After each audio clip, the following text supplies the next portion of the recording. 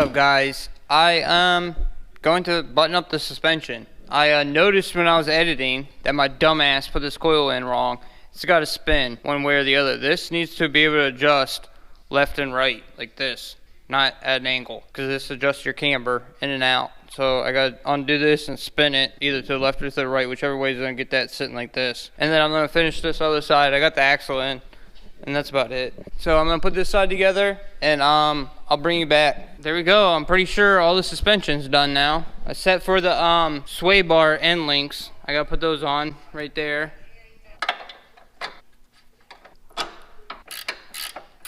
These will just spin in there, by the way. You see that? On that side, there's like a welded on nut, so you can put a wrench on the inside and hold it so it doesn't just spin. Because if you sit here and just put a wrench on this, the whole thing will just spin. Okay, I don't know how much I'm going to be able to film under here, but I'm going to put this transfer case on. It's pretty easy if you've never done a transfer case before. You see these splines? They're going to go on that shaft right there, and then just bolts in. This is probably a bad idea anyways, honestly, because it probably just going to leak out the back the whole time. Let's get these tie rods on. Like I talked about in the last video, I got the wheel in there straight. I don't know, you gotta count. I don't know how to explain that. You know, if you can spin it to the left 3 times, make sure you can spin it to the right 3 times, and then spin it back 3 times till it's right in the middle. Whatever the number is, I don't know. It might only spin 2 times to the left and 2 times to the right. I just checked it and made sure that these were both about 6 inches off of the body. It's close enough to where I can get it with the tie rods. Get these in there straight, put your tie rods on till they line up with that. You know what I mean? To spin these on, I'll walk you through it. Try to get in there somewhat straight, and then this will move. So the way I just did this side, I ran it all the way on until it stopped, and then it was 2 turns back off. See how the other side works. Now that one ended up, that was about 2.5 turns off, but it should be close. I have to drive it, see where I'm at, and go get an alignment, because I can't do an alignment here. Turn it all the way one way and turn it all the way the other way. See if anything hits. The last time when I dropped my subframe, when I did the ABS delete kit, I ended up putting the steering wheel on wrong, and the tie rod hit right there. You can't see now because I painted it, but you might be able to see a little bit. You see how it comes up? That was from the corner of this getting rubbed into that. It would let me turn all the way right, but it would only let me turn, you know, 3/4 of the way left.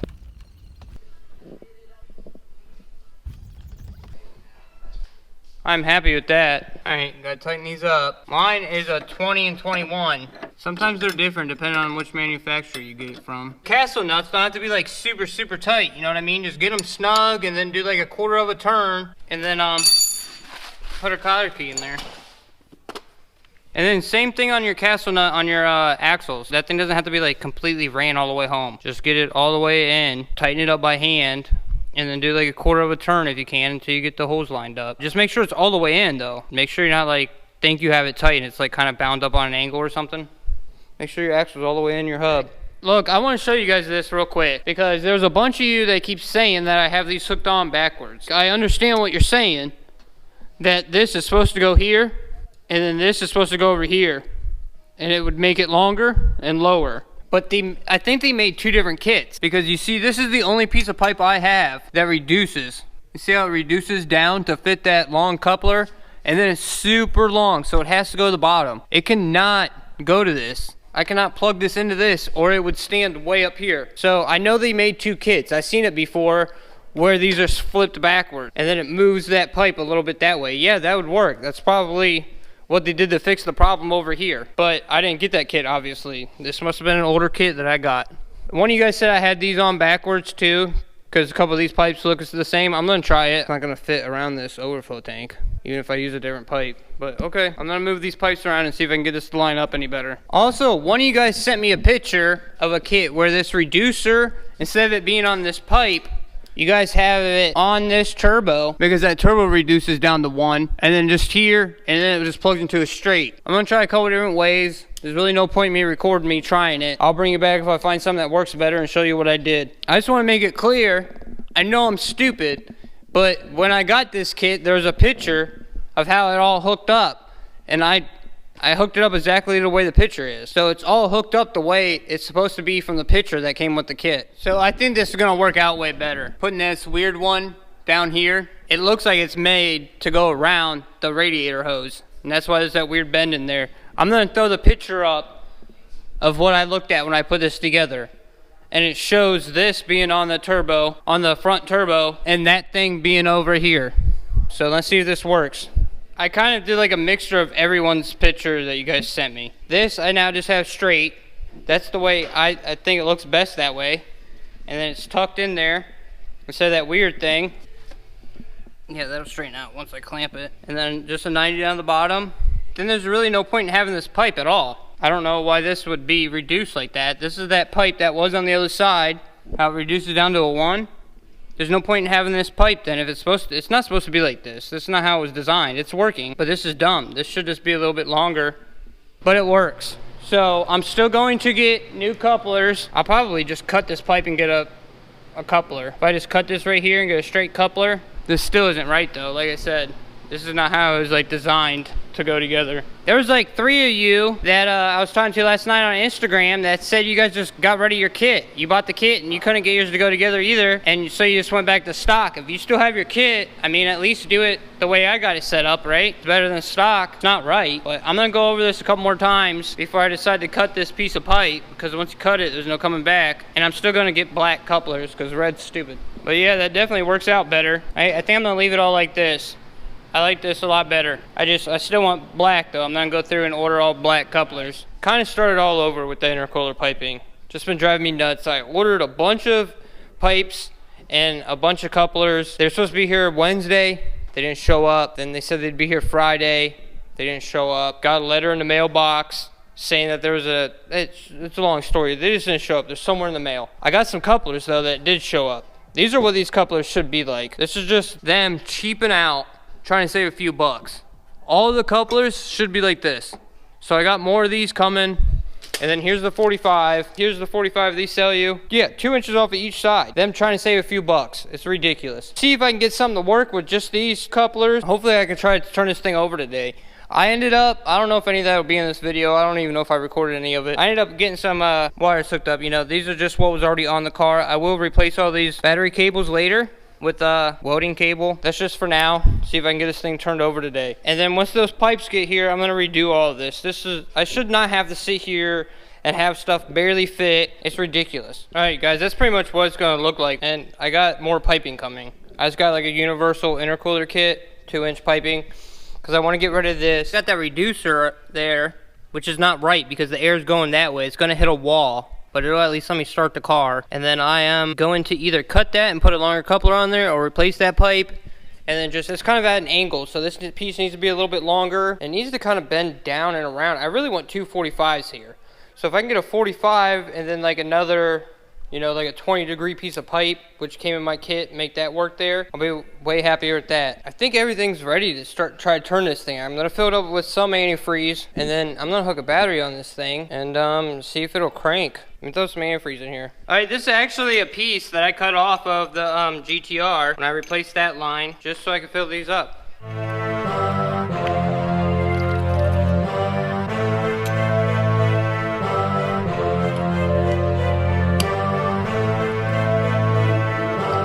If you don't know what this is, you just, you know, you could mix this definitely the highest point of the coolant system, and then it'll suck it down as it fills. You know, you ever like fill your radiator up and then 20 minutes later you gotta fill it back up because the thermostat opened? You just fill this up like this, and then once the thermostat opens, it'll finish sucking it down. I'm just gonna hook jumper cables up to this real quick, see if I get power. Oh, I got power. Oh shit, the clock's on. I don't know, let's walk around this thing one more time. Make sure nothing's around the belts. See how this goes.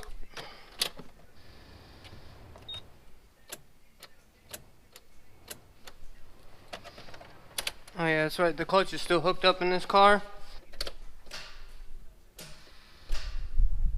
This battery is just not strong enough, I don't think. Alright, I pulled the battery out the FD, because we know that's good, right? I just drove that car. I do got a little bit of a fuel leak. I can smell it, and I can see that these threads are wet. I tried tightening it up. I don't know if I got cross-threaded or what. I'm gonna take that back apart here in a minute. I at least want to see if I can get this thing to crank.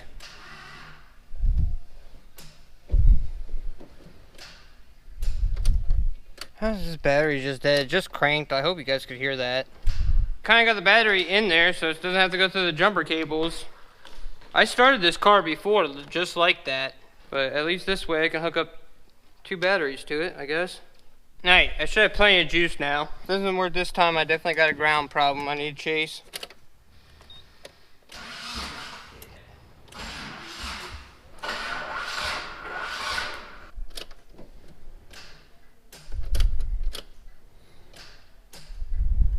I hate that this fan comes on automatically in here.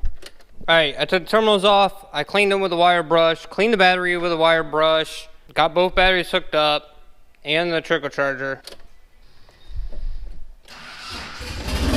Holy shit!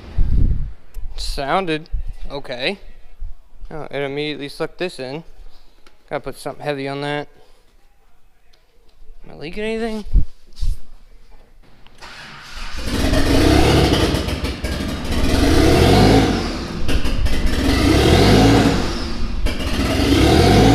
She's way out of time.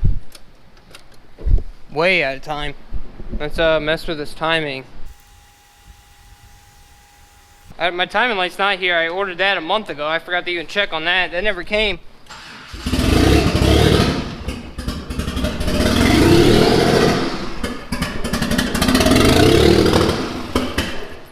Fuck you. I need somebody here.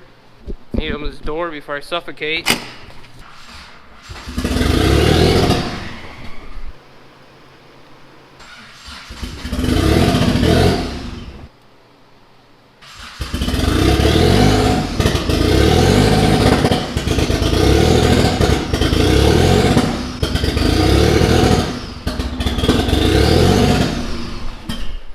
You fuck. Every time I leave it.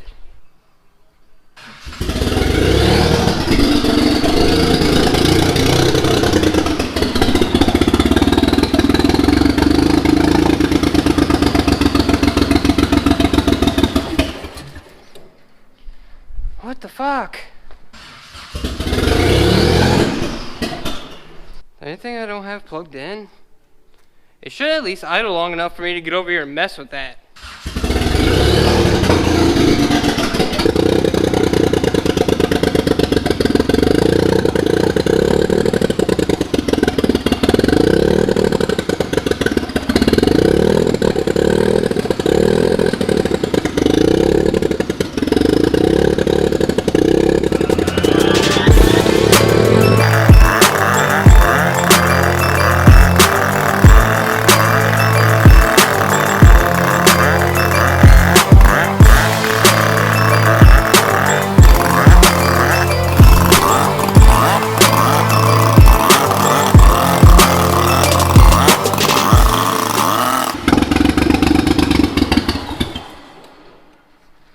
Something's not right. What the fuck don't I have plugged in? Something's gotta not be plugged in, right? Sounds like it's not firing on all cylinders. Am I the only one that's thinking that? Like it's not getting sparked or something? That's why I keep checking these spark plugs. I won't be able to check the metal injector in the rear if that popped off. I need a buddy here and I need my timing light. Why is it running like such dog? It's like running like something's not plugged in, right? It's running like something's misfiring. Is there something I don't have plugged in? And if there is, where is it?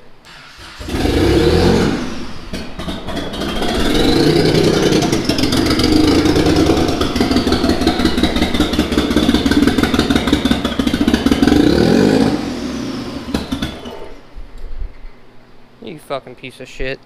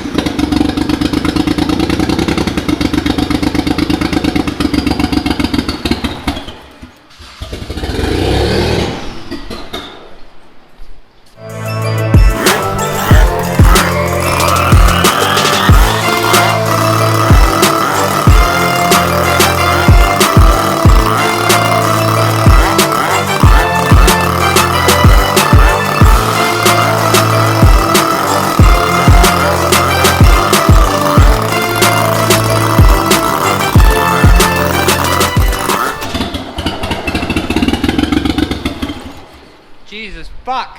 I'm for real crying. Oh, my eyes are burning. What the fuck? Alright, that's gonna be the end of this video. It's like midnight on Sunday. I still gotta edit this whole thing pretty much. So, I don't know. Leave it down in the comments if you guys think I have something unplugged and I'm a complete idiot. I don't think I do, though. O2 sensors are all plugged in. Everything's plugged in. I don't know. I need a timing light, and I pretty much need a buddy here. I need someone to sit in the car and keep starting it while I mess with that. Alright, boys. I'll see you in the next one.